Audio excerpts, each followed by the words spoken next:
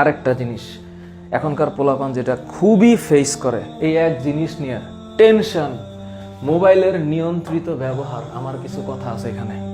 প্রথম কথা হচ্ছে, প্লিজ কিছু অ্যাপ লক আছে। আমার স্টুডেন্ট আমার সামনে আইসা অসহায়ত্ব প্রকাশ করে, স্যার এই মোবাইলটাতে তো কন্ট্রোল করতে পারছি না, অ্যাপ লক ব্যবহার করো। কিছু অ্যাপ আছে অটোমেটিক তোমার বন্ধ করে দিবে, তুমি চাইলেও চালাইতে পারবে না, তোমাদের এত ইমার্জেন্সি নাই। আচ্ছা, এইটা পছন্দ না হইলে প্লিজ এই সময়টা তুমি যখন পড়তে বসবা, তোমার হাতের সামনে থেকে মোবাইলটা সরাও।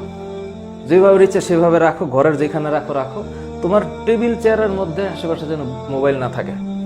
যদি মন চায়, ফেসবুক স্যার আছে, লাইভ আছে, আপনিই তো ক্লাস করেন ফেসবুকে, তখন কেমনে দেখবো? দেখো স্যার পরীক্ষা তো অনলাইনে দেও, পরীক্ষা দাও, অনলাইনে দাও, দিয়ে মোবাইলটা রেখে দাও।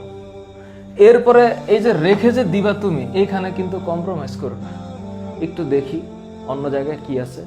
এই ব্যবহারটা তোমার বাইক নিশ্চিত করতে হবে আগামী